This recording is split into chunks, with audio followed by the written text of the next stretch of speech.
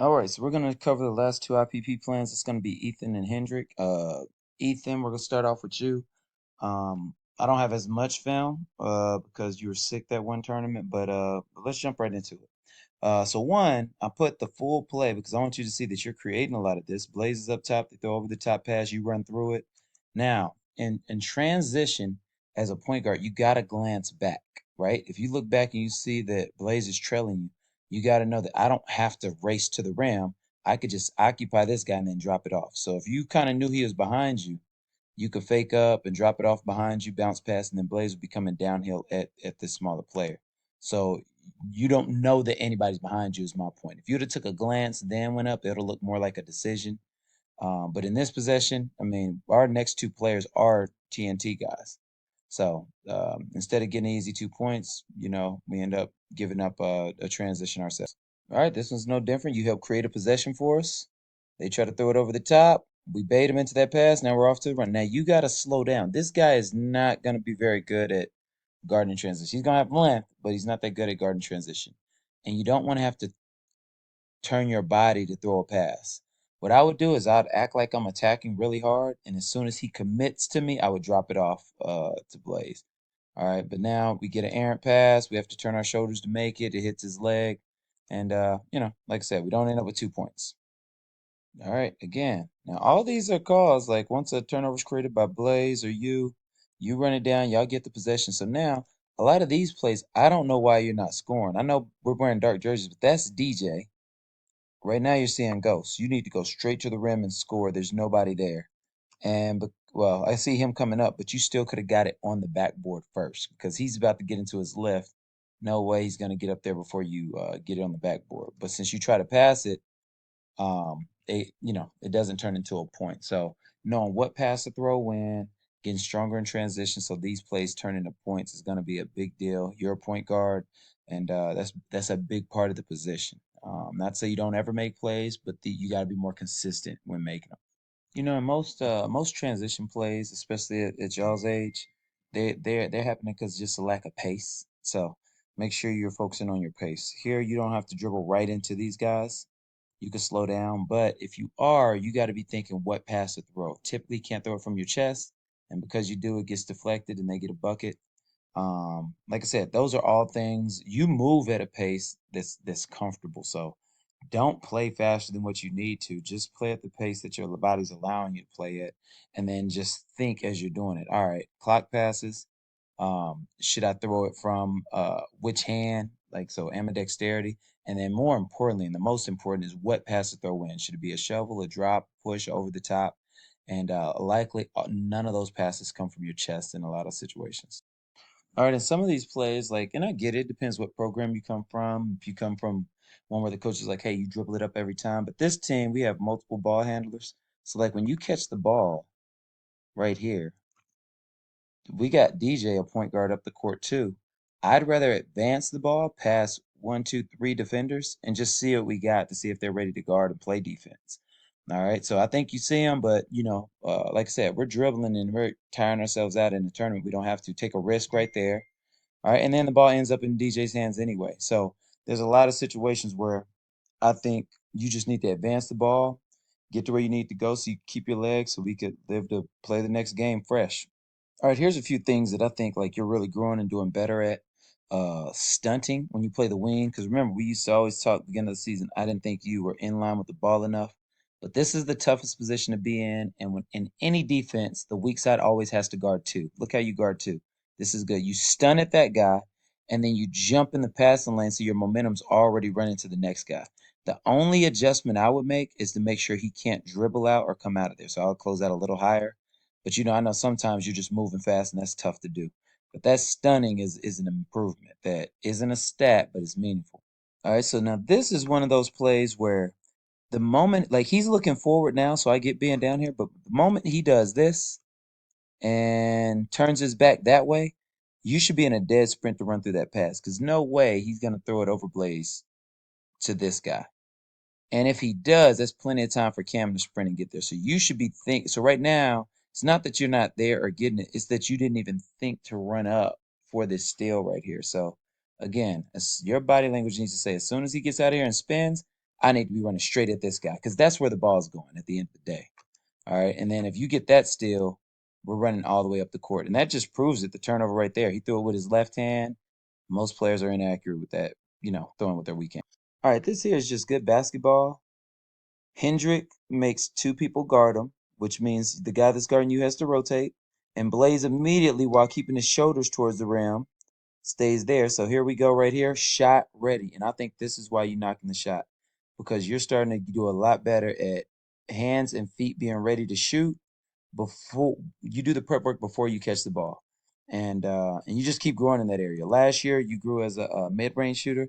This year you're starting to expand to the three-point line. So keep doing the prep work before you catch, and you'll just keep climbing like you're doing.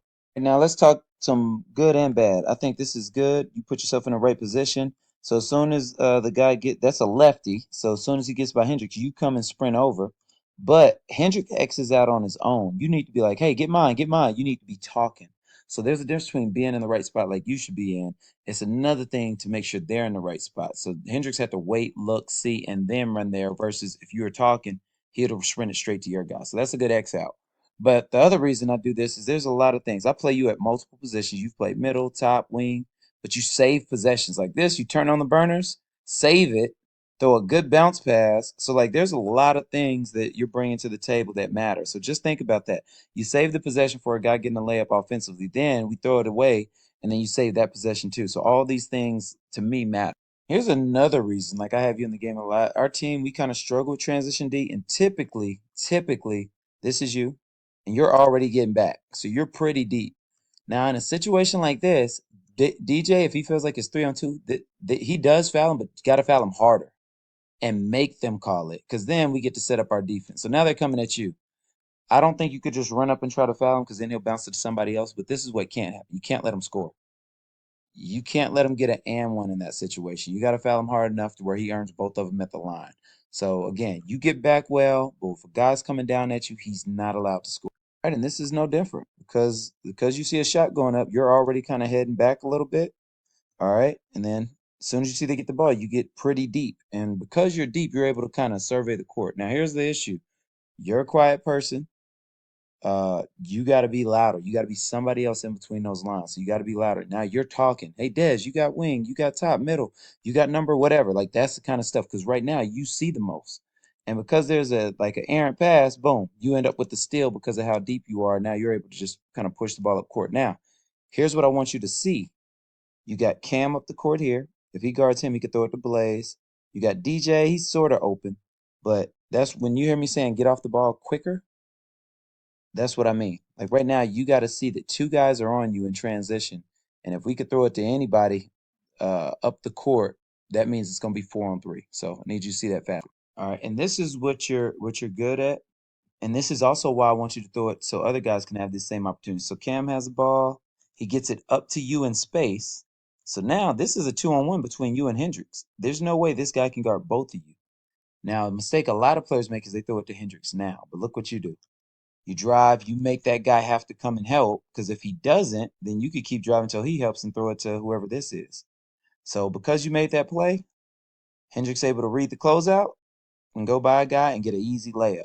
So you're creating that though. That 2-1 split, that's perfect. So now let's look at the contrast. And keep this in mind, they're all created equal, the playmaking.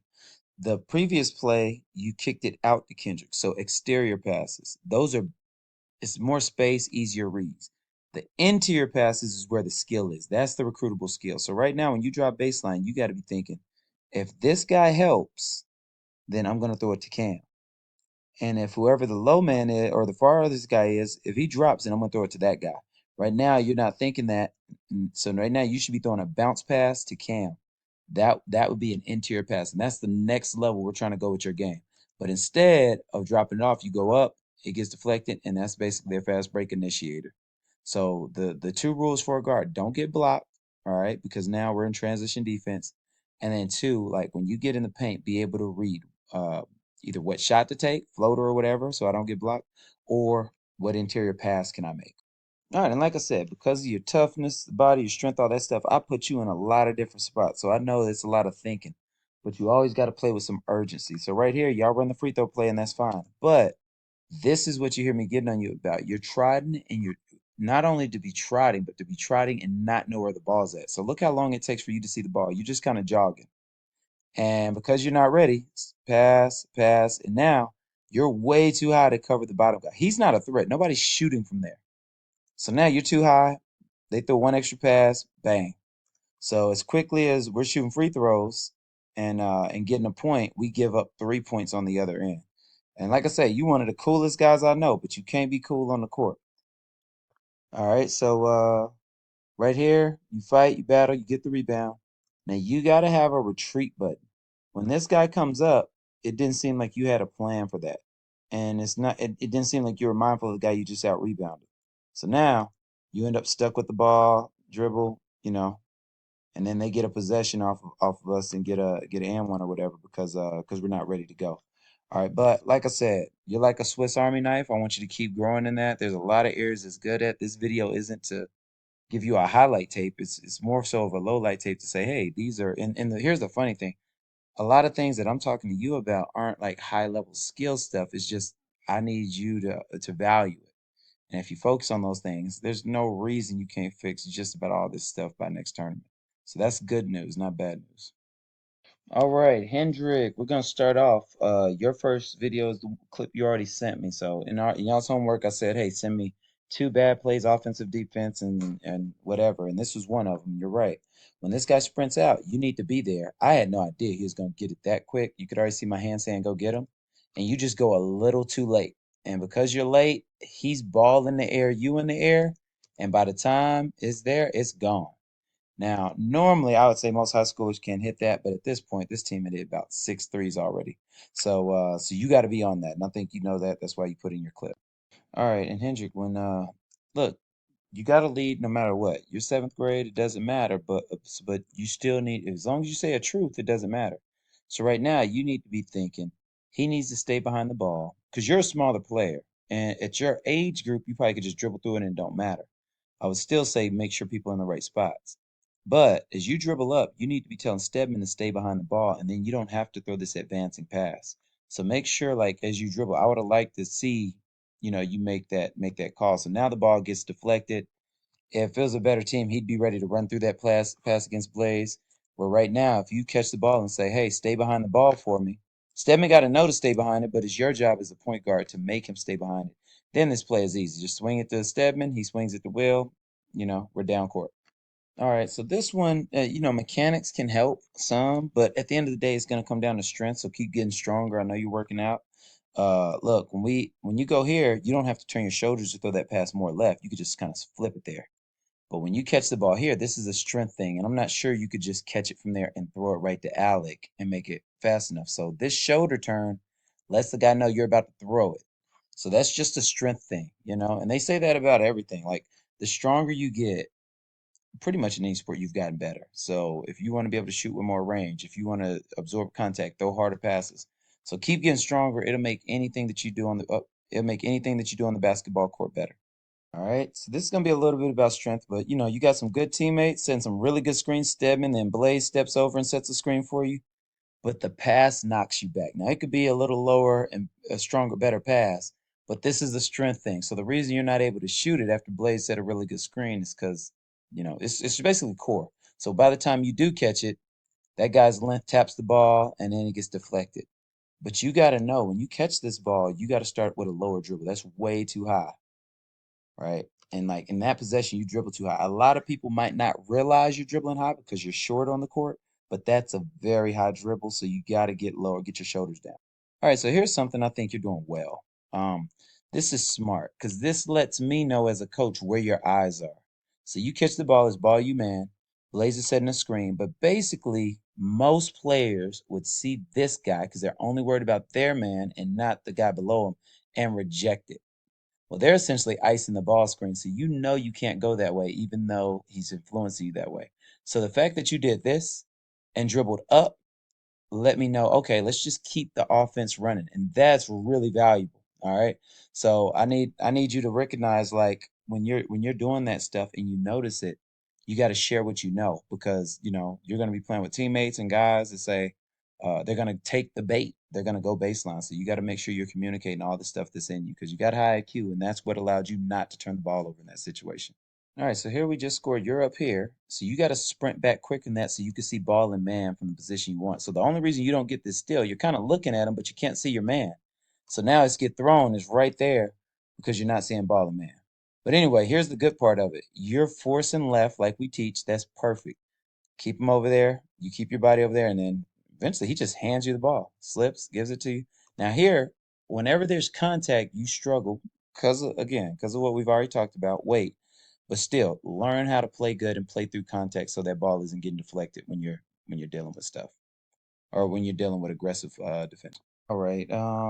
You make me remind myself why like I teach so much of force and left because if you could teach kids just one side how to play really good defense, then eventually when they go other places they can learn both sides. So look at this. Once you see the ball, big help. Boom. So you cut that off, get back to yours. Big help because he's not a threat way out there. Can't nobody they're not hitting threes out here by this white line. So then you're back guarding your guy. You're sending him so here's the other part because I was like, why is Hendrix forcing left? He normally doesn't make that mistake. Because right now you are going to be forcing this guy to his right. And he was left-handed. All right, so big help again, and now you force him super left, and then you do an X out, and you run straight to this guy. All right, and that's just an excellent possession. Now here's what you got to get better at. You're not going to be out athleting guys on this court for rebounds. You got to block out and drive. Otherwise, they're not going to call the over the back. So right now, you didn't do that. Luckily, Cam jumped up there, and that's why you ended up with the ball. I need you to drive that guy back and make sure you end up with it. Here's another good possession showing your growth. Like you're in kind of a big help, but main reason you're not further is because I know he's left-handed. So as soon as he throws it, you sprint to this side. And again, when I was telling you, hey, are you forcing him to his left? I should have known that normally you don't make those mistakes. So I should have known he was a Monday. So I like this. I told Ethan just earlier in the video to talk, but I like that you just know to X out because most players just stay guarding their guy. All right. And because of all that defense, we end up getting a really good stop. And even more important is your drop. All right. Because Alec is the low man. Hopefully he's saying that right now, which means you have to drop and take that away. All right. And when Alec goes and helps, you're right where you need to be. So the reason you're able to play up is because of your IQ and you're able to get to the right spot, usually on time. And this is the possession where I was asking why you forced her right. But you got to keep in mind when you were on the bench, you were watching the game. Now you're forcing to his right hand, and look, he can't attack with his right. So he's a quicker player and stronger than you, but he can't attack that way. So they have to just settle for a shot like that, all because you're making him go to his weak hand. There's a clip where he does get to his left hand, but that's not your clip. But when he did, he was explosive and he was aggressive. So good stuff. I changed my mind. I am going to show the clip because I want it to be understood at forcing guys to their weekend who they become. Strong hand, look at him. Boom, bounce out, gear change, downhill. Cam saves the possession, but man, he's in the paint causing chaos. All right, so here's another good thing I'm gonna point out. So it's understood why you make quick decisions. Look how many times your head turns. It's called court mapping. So you're looking at the ball. Some people just stay looking at that. Look at this. Turn, head turn, head turn. So now you know that you're going to throw the pass. Only issue here is this needs to be a bounce pass. If he kicks it, it's still our ball. Throwing a chest pass is a risk. So it gets there, but you just got to know that was the wrong pass to throw. And then the other good thing is that you spaced the court. After you threw it in, you ran to the corner. All good plays except for the non-bounce. And most people, I'm telling you, you'll never get credit for being able to turn your head and constantly court map. All right, but that's a really good thing to keep up. Now on this, I think there's space. I think you could, since they're switching, once you realize that they're trying to switch, oh no, they don't switch, but still there's space here. I think you should still cut, even if you're not going to get the ball, and then somebody else will lift and catch it at the 3-point line. But when you get it here, you end up floating further and further out to where you're a non-threat out there. All right, so next time, and now we end up taking a risk that I don't like. All right, because if that's not a perfect pass, or if he's ready, he's running through that pass. So cut through, let DJ fill that spot, and we keep catching the ball at the 3-point line so we could be a triple threat to shoot, drive, or pass. All right, this is one of my favorite plays because it shows patience, and I know how difficult it is to gain it and teach it. But look, Alec does a good job. Make two guys guard, and he kicks. You're playing against the closeout, so you drive, no shot there. Keep dribble, keep dribble. So that's called a Nash cut. when you dribbling the ball underneath the baseline, if you keep doing those, eventually you'll start finding cutters that are through there really easily. But nonetheless, because of that, guys are out of position. Cam gets an easy drive and floater, but he gets that attempt because one, you didn't pick the ball up over here like most people. Most people have a timer in their head and they pick it up. A Nash dribble takes a lot of patience, so good stuff there. All right, now really like this Pinoy step you take. So bad closeout, you drive and you fake the ball up on your first step, which makes this guy lift, and then you wait on your second step and then get it up before he's able to block you. Another really crafty finish right there. It's the only shot you could have taken to get it up and not get blocked. All right, another good set here. Stedman gotten a lot better at the flip. So now you just drive because your guy went under until you made Stedman man's commit. All right. And that's what a point guard should do. Like, if I want a point guard, I want to see like his efficiency stats, his 3 point, but then I want to see his assist to turnover ratio and how much easier can he make the game for others. That's making the game very easy. All right. And here, don't let pressure or not court mapping send you to the wrong spot. We got a guy already occupying the block. There's no reason to go baseline. There would have been, he should have let you go and then trapped you right there. So luckily, you're smart enough to get back out of it, but again, don't take another man's bet. If he's sending you baseline, he's probably sending you there for a reason. All right, and finally, this is another thing that allows you to get on the court. You know you don't run point guard a ton on this team, so you get out. And because you get out and space the floor, you give guys, the older kids, room to attack or whatever. And because you're so far up the court, you end up wide open for open shots. So just being able to just hero your role on a team is going to be different. If this was a seventh grade team, you'd probably be the guy with the ball in your hands. It's a ninth grade team, so it's different. And so you got to keep heroing your role. All right, well, good job, man. Both of y'all are doing good. Just keep looking at the good and the bad. There's the good you keep doing and make yourself great at it. The bad, just fix and become good at it.